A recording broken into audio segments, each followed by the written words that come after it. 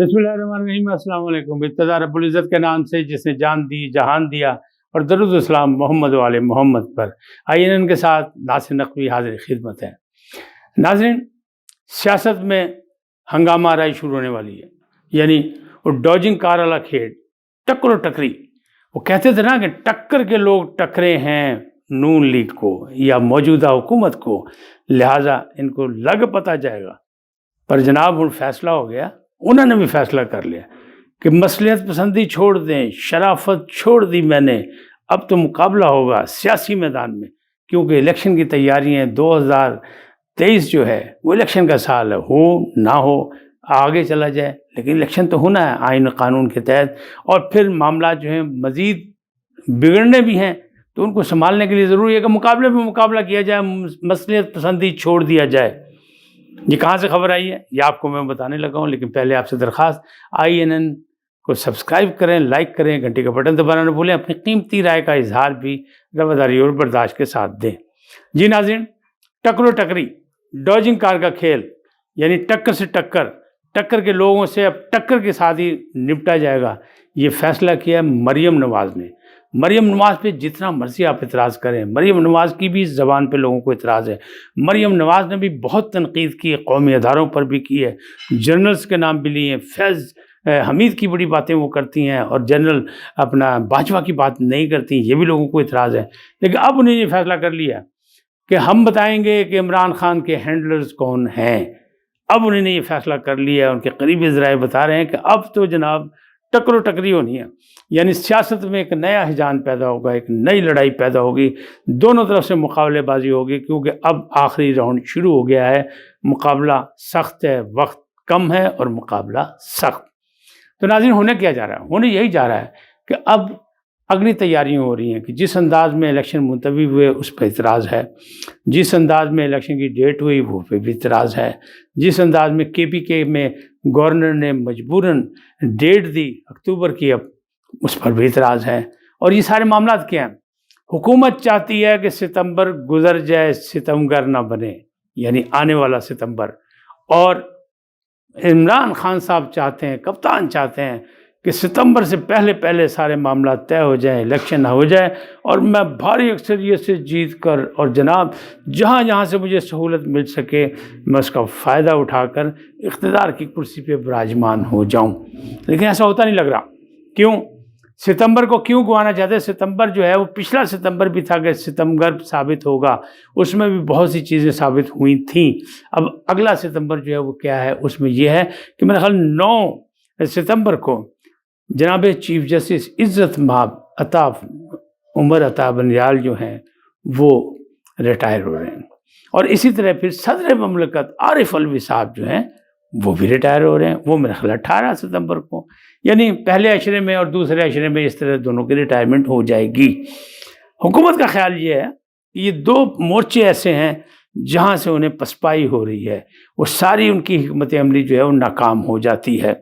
लिहाजा इमरान खान को linger on करते करते इलेक्शन को आगे ले जाया जाए, ताकि मामला जो है वो बेहतर हो सकें और जो साफ़ और शफाफ निगरान हुकूमत आए वो इलेक्शन कराए और इनकी मौजूदगी में इलेक्शन ना हो। अगले चीफ जस्टिस कौन होंगे? इज़्ज़त माब फ़ायज़ ईसा।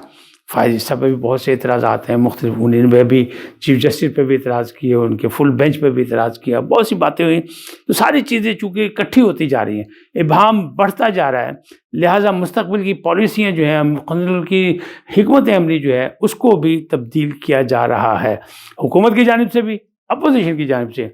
इमरान खान तो किसी को माफ़ करने को तैयार नहीं, मुकाबला भी करेंगे, लेकिन मुकाबले में भी वो जहाँ अदालतों से जिस अंदाज में उनको रिलीफ मिल रहा है, तो हुकूमत और दूसरे सियासतदानों की तरफ से ये है कि ज़्यादा प्यार जो है वो अभी भी इमरान खान से अदलिया कर रही है।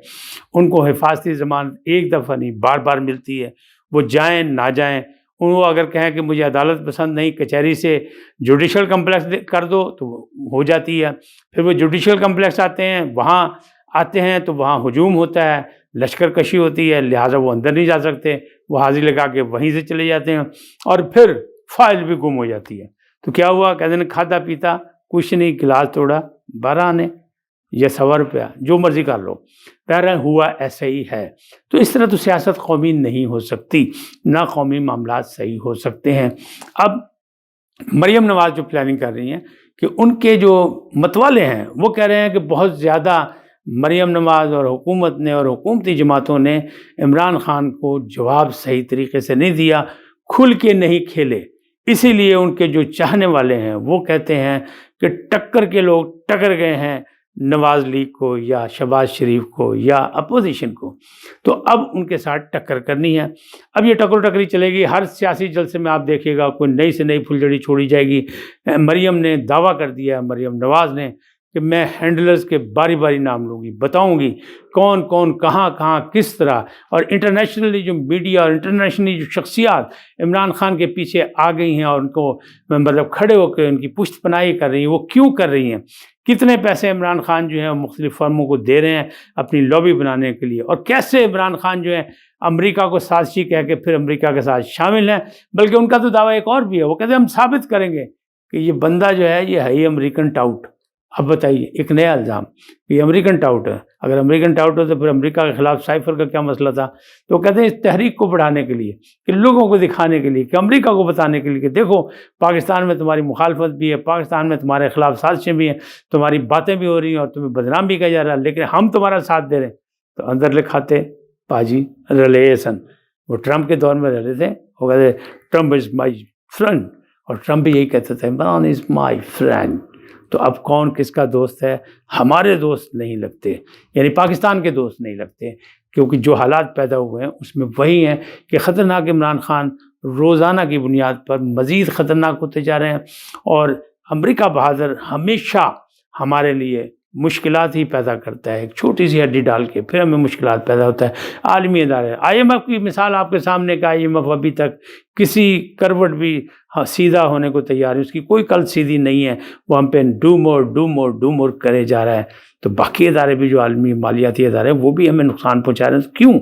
اس کی سزا کس بات کی؟ سزا ایک بات کی ہے کہ پاکستان میں چین کے تعاون سے، آزمودہ دوست چین کے تعاون سے یہاں پہ سی پیک بن رہا تھا، اور اس سی پیک میں رشیا بھی شامل ہو گیا تھا، اور اب تو چین نے دوستی کرا دی ہے سعودی عرب کی اور ایران کی، لہٰذا جو مسلم یہ بلاک جو ہے اس میں تو اور مضبوطی آنے والی ہے۔ اور پھر رشیا اور چین اگر سی پیک میں برابر کا شامل ہوگا اور گرم پانی تک جانے کا اسے راستہ مل جائے گا، یعنی گوادر پورٹ تک، تو پھر ان سب کے وارے نیارے ہوں گے۔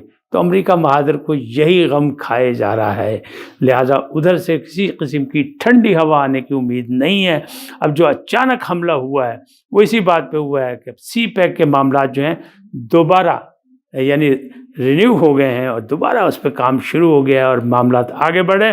وہ نہیں چاہتے کہ اس خطے میں چین اور رشیا کی بالادستی ہو، تو پھر امریکہ بہادر کتنے جائے گا بھائی؟ انہوں نے بڑا مال خرچ کیتا ہے افغانستان سے، بڑا پیسہ ضائع کیتا ہے، لہٰذا کبھی ہمیں دہشت گردی سے ڈرایا جاتا ہے، کبھی ہمیں IMF سے ڈرایا جاتا ہے، کبھی ہمیں ڈیفالٹ ہونے سے ڈرایا جاتا ہے، لیکن ہم ڈرنے والے نہیں ہیں۔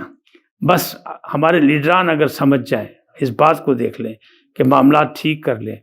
شہباز شریف جب آئے تھے حکومت میں تو انہوں نے پہلے ہی کہا تھا کہ مساق کے معیشت کرتے ہیں، لیکن عمران خان نے انکار کر دیا تھا۔ اب عمران خان کسی حد تک نیم رضامند ہیں، لیکن الیکشن کی ڈیٹ کے بغیر وہ بھی بات نہیں۔ اللہ کرے کہ وہ ہوش کے ناخن لے لیں اور وہ سمجھ جائیں کہ اجتماعی مفاد میں ضروری ہے، الیکشن سے زیادہ پاکستان ضروری ہے۔ تو پاکستان کی خاطر، پاکستانی قوم کی خاطر، پاکستان کی ترقی اور خوشحالی کی خاطر ضروری ہے کہ مل بیٹھیں اور پھر کوئی میثاق جمہوریت ایسا کرے کہ آئین و قانون کی بالادستی ہو، پارلیمنٹ جو ہے مضبوط ہو، ہمارے قومی ادارے جو ہیں اس میں استحکام آئے، پھر بات آگے بڑھے گی، ورنہ نہیں بڑھے گی۔ یہی آج کی بات کا خلاصہ ہے کہ ہمیں اور آپ کو اپنے اپنے لیڈروں کو، جہاں بھی ہم جس سے بھی اتفاق کرتے ہیں، ان کو یہ پیغام پہنچائیں کہ جناب جان دو، پاکستان بڑیاں لاشاں دے کے بنے سی، پاکستان بڑیاں قربانیاں دے بانٹ بنے سی، پاکستان جو ہے اس میں ہمارے بزرگوں کا خون شامل ہے، تو کیا ہم سے بے وفائی کریں گے؟ نہیں، ہم نہیں کریں گے۔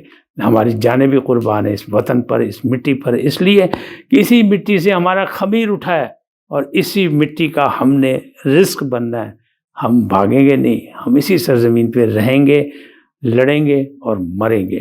اللہ کرے آپ اور ہم اس بات پہ قائم رہیں۔ جاتے جاتے آپ سے درخواست، INN کو سبسکرائب کریں، لائک کریں، گھنٹی کا بٹن دبانا نہ بھولیں، اور اپنی قیمتی رائے کا اظہار رواداری، برداشت اور پاکستانیت کی حیثیت سے دیں، اور اللہ آپ کو سلامت رکھیں۔ اللہ نگہبان۔